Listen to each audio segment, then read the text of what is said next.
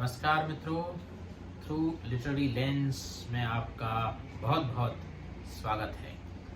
बिल्कुल राजेश जी, गुजरे 2-3 अंकों में आपने अलग अलग कहानियों की चर्चा की है। जी तो आज भी मुझे लगता है आप कोई न कोई कहानी ही ले आए होंगे। हाँ, बिल्कुल विनोद जी, सही पहचाना आपने। आज भी कहानी ही है, कहानी कहने की चीज होती है।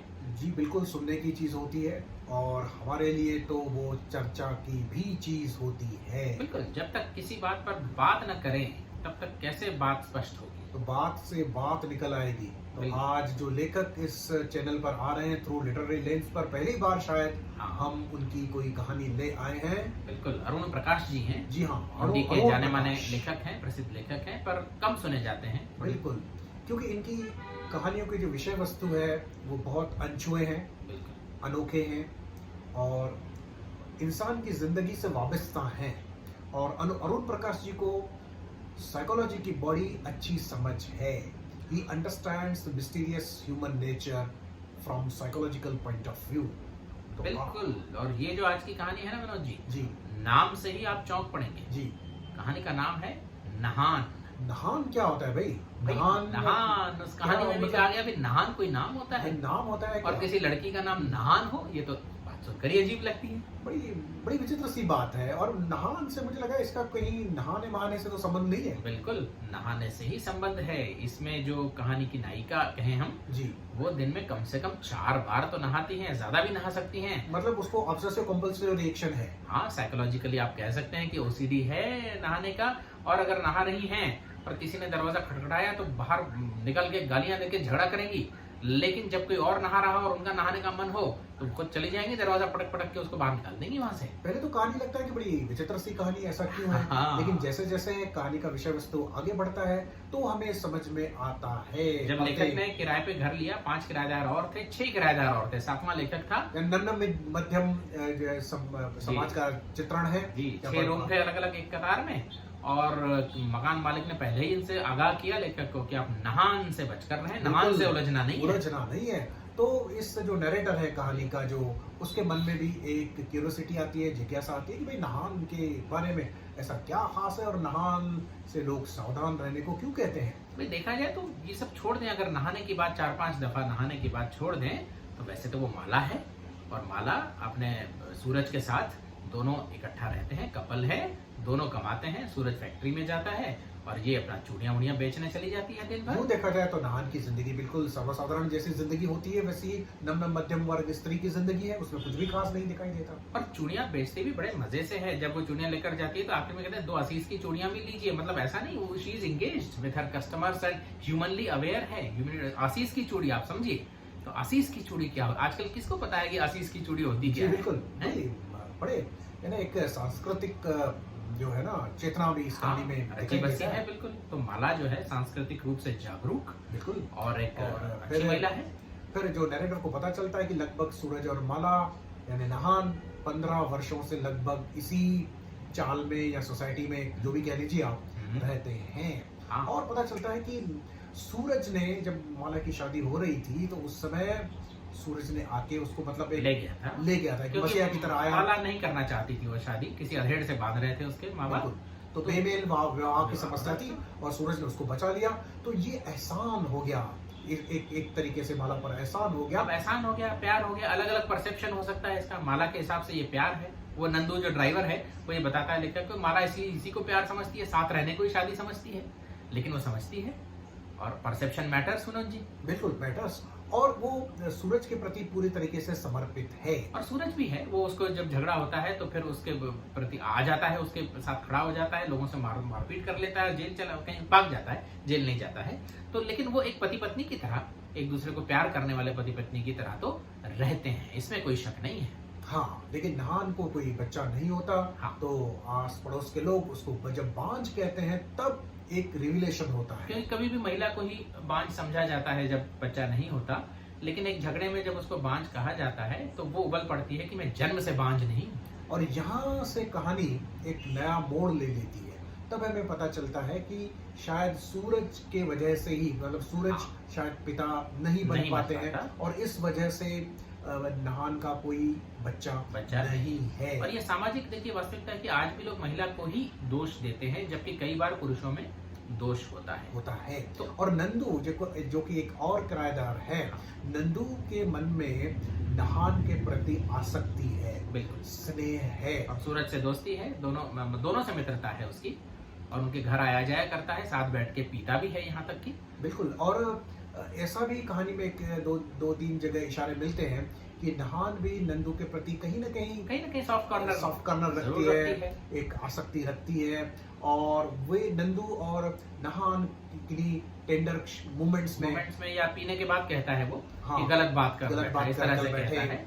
तो उसके बाद वो गर्भवती भी हो गई थी, जब वो गर्भ वो जो है ना वो गिरा देती है। She goes for the termination of the pregnancy. अब यहाँ से ये हमको जो कंट्राडिक्शन है, जो उसके मन में उहापोह है नहान के, माला के, ये विनोद जी यहाँ से हमें मनोवैज्ञानिक रूप से बारीकी से समझना होगा।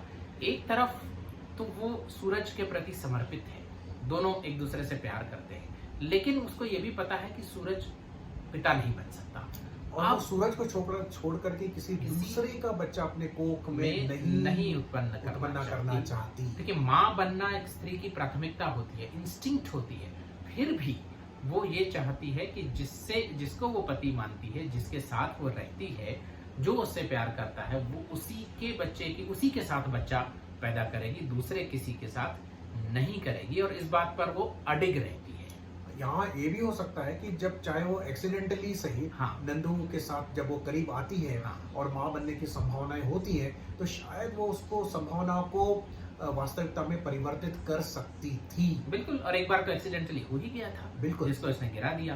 तो लेकिन उसके बाद में नंदू से कटी नहीं, उसके प्रति सॉफ्ट कॉर्नर है, आती जाती है वो। लेकिन ये हुआ कि जब वो छू जाता है, चाहे वो हाथ पकड़े या किसी भी मदद के लिए छू जाए या ऐसे ही छू जाए, तो फिर उसको कंपल्सिवली नहाना पड़ता है।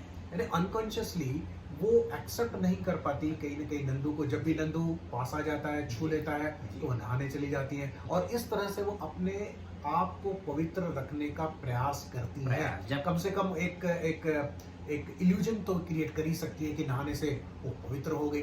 अब ये ऑब्सेसिव कंपल्सिव डिसऑर्डर है, साइकोलॉजी में डिफाइंड डिसऑर्डर है, बिल्कुल। और एंजाइटी की वजह से उत्पन्न होता है, उसके मन में कहीं ना कहीं एंजाइटी बिल्कुल है, एंजाइटी है। एक माँ बनने की चाह, सूरज की इनफर्टिलिटी प्लस उसकी खुद की माँ बनने की चाह, और नंदू की निकटता, ये सारी बातें जो रहस्यमय इंसानी स्वभाव है कि एक तरफ सूरज का स्नेह है और दूसरी तरफ नंदू का आकर्षण है, या कहीं न कहीं एक इनर इंस्टिंक्ट है कि माँ अगर बनना है तो नंदू की समीपता चाहिए ही चाहिए, किंतु उस समीपता को वो सहज रूप से यानी कॉन्शियस लेवल पर, जिसको फ्राइडियन साइकोलॉजी में कहेंगे कि कॉन्शियस लेवल पर वो स्वीकार नहीं कर पाती, और कहीं ना कहीं उस एंग्जाइटी को रिप्रेस करती है। तो वो जो रिप्रेशन है वो ऑब्सेसिव कंपल्सिव डिसऑर्डर के रूप में नहाने की जो उसकी सनक है, उस सनक के रूप में हमारे सामने आता है। तो यहाँ हम देखेंगे कि लेखक को वो मनोवैज्ञानिक समझ है इंसानी स्वभाव की, और इंसानी स्वभाव, इंसानी रिश्ते इतने विचित्र हैं, इतने जटिल हैं, तो उनको किसी सीधे फार्मूले में रखना बड़ा कठिन होता है। और ये भी द्योतक है इस चीज का कि किस तरह इंसान सामंजस्य स्थापित करने का प्रयास करता है अलग अलग प्रवृत्तियों के बीच। यहाँ तीन बातें तो हमने बताई, नंदू की निकटता, उसकी माँ बनने की चाह और सूरज का स्नेह। इन तीनों के बीच किस तरह वो सामंजस्य स्थापित करे, एक ऑब्जेक्टिव कोरिलेटिव चाहिए। हाँ, टी.एस. एलियट कहते हैं कि objective correlation, every emotion should have something out in the outer reality with which one can identify. तो ये नहाना जो है, माला का बार बार नहाना, ये कहीं ना कहीं एक सामंजस्य स्थापित करने का काम कर रहा है, और उसको एक सिक्योरिटी प्रदान कर रहा है कि और अपने स्टैंड पर वो अडिग रह पा रही है, उससे कॉन्क्रीट मैनिफेस्टेशन है उसका। और नंदू के पर्सपेक्टिव से देखें, नंदू के दृष्टिकोण से यदि कहानी देखें, तो नंदू का जो अंतिम वाक्य है वो बहुत ही सोचने पर मजबूर कर देता है। वो कहता है कि ये माला जो है वो एहसान को प्यार और साथ रहने को शादी समझ लेती है। ये नंदू का ये पर्सपेक्टिव है, नंदू की ये सोच है। वो ऐसा सोच सकता है क्योंकि वो चाहता है कि माला उसके साथ रहने लगे। जाति का भी समानता है, जाति की भी, जबकि सूरज भिन्न जाति का है, तो क्यों सूरज के साथ चिपकी हुई है जबकि शादी भी नहीं हुई है। लेकिन माला के हिसाब से देखें तो वही प्यार है और वही शादी है जो उसने सूरज से की है। मैं राजेश जी एक और बात कहने वाला हूँ जी कि ये जो नंदू का वाक्य है, जी इसको इस कहानी के संदर्भ से हम बाहर भी ले आए, हाँ सिर्फ इस वाक्य पर चिंतन करें तो मुझे लगता है कि ये वाक्य अपने आप में बहुत बहुत कुछ कुछ कहता है कि एहसान को माला प्यार समझती प्यार है समझती है। और साथ रहने को शादी समझती है। हाँ। तो यदि इस दृष्टिकोण से हम अलग अलग संबंधों और रिश्तों की विवेचना व्याख्या करें करें। तो हमें बहुत कुछ मिल जाएगा कि रियली में प्यार क्या है या शादी क्या है। ये एक अलग विषय हो वो तो सकता है। फराज ने कहा है, अहमद फराज ने, कि तुम तकल्लुफ को भी इखलास समझते हो फराज, वाह वाह वाह, दोस्त होता नहीं हर हाथ मिलाने वाला। वाह। तो ये सूरज का पर्सपेक्टिव है कि दोस्त होता नहीं, ये सूरज हाथ मिलाने वाला। लेकिन आप देखिए 15 साल से रह रहे हैं बिल्कुल। और आपस में प्यार है। और माला का जो पर्सपेक्टिव है, और माँ बनने की इंस्टिंक्ट, ऐसा कहा जाता है कि स्त्री की सबसे प्रबल कोई जो इंस्टिंक्ट है वो माँ बनने की इंस्टिंक्ट है, लेकिन उसको भी उसने दमन कर लिया है सूरज के प्यार की खातिर। तो ये सूरज ने कहीं ना कहीं एहसान किया था जब उसका विवाह किसी अधेड़ उम्र वाले व्यक्ति से करवाया जा रहा था। तो सूरज एक मसीहा के रूप में आता है और माला को अपने साथ लिए जाता है और अपनी पत्नी बना करके उसे रखता है। तो वो एहसान के तले कहीं दबी जा रही है और वो एहसान का बोझ माला के हृदय पर इतना अधिक है कि माँ बनने की जो उसका जो सपना है, उस सपने का भी वो त्याग कर देती है। मुझे लगता है कि ये जो चीजें हाँ, हैं, एक तरह से ये इंटरप्रिटेशन जो आपने किया, क्योंकि लेखक ने वो कहा है कि सूरज ने इस तरह से वो रेस्क्यू किया माला जी। को। बशर्ते कहानी अगर थोड़ी सी भिन्न होती, अरुण प्रकाश जी अगर थोड़ा सा इस कहानी को बदल देते और प्यार दिखाते माला और सूरज में, प्यार की खातिर अगर ऐसा किया है, तो वो थोड़ा सा एक अलग परिप्रेक्ष्य इस कहानी का हो जाता है। और इसलिए नंदू का जो वाक्य है वो बहुत ही सटीक है कि एहसान को प्यार समझती है। हाँ वो प्यार है या नहीं है, हो सकता है कि वो जो नॉर्मल पति पत्नी में होते हैं, साथ रहते हैं, आसक्ति हो जाती है, स्नेह हो जाता है, उतना है, किंतु सही अर्थों में प्यार है या एहसान के बोझ तले वो दबी जा रही है और अपने सपने का वो त्याग कर देती है। माँ बनने का जो इंस्टिंक्ट होता है, जो एक स्वाभाविक आकांक्षा होती है किसी भी स्त्री में, उसका भी वो त्याग कर लेती है। और फिर होता क्या है कि वो त्याग कॉन्शियस लेवल पर तो कर पाती है, चेतन अवस्था में तो कर पाती देती है, लेकिन पर अचेतन अचेतन अवस्था में, शायद अभी भी अनकॉन्शियस वो लेवल पर चाहती है कि माँ बने और नंदू की निकटता है, लेकिन चूंकि ऐसा कर नहीं पाती, इसलिए फिर वही ओसीडी तो अरुण प्रकाश जी के क्रेडिट में हम जरूर कहेंगे कि एक अनछुआ विषय उन्होंने छुआ है। बहुत कम ऐसी कहानियां आपको पढ़ने को मिलेंगी और इस प्रकार से जटिलता को उन्होंने जब कहानी का स्वरूप प्रदान किया है, तो मुझे लगता है कि वही लेखक की ताकत है हाँ। और वही लेखक की सृजनात्मक शक्ति भी है। तो मैं अरुण प्रकाश जी को बहुत बहुत बधाइयाँ दूंगा इतनी सुंदर कहानी लिखने के लिए। और श्रोताओं से भी निवेदन है कि अरुण प्रकाश जी की ये कहानी पढ़ें, उनका और भी साहित्य पढ़ें और साहित्य को अनुभव करें, सोचें, महसूस करें, क्योंकि साहित्य जो है जीवन में एक नई रोशनी, एक नया स्वर, एक नई खुशबू ला सकता है। आज बस राजेश जी इतना ही। बहुत जल्द हम किसी और साहित्यिक कृति के साथ आपके समक्ष पुनः उपस्थित होंगे। तब तक आप अपना ख्याल रखें। नमस्कार, शुभ रात्रि।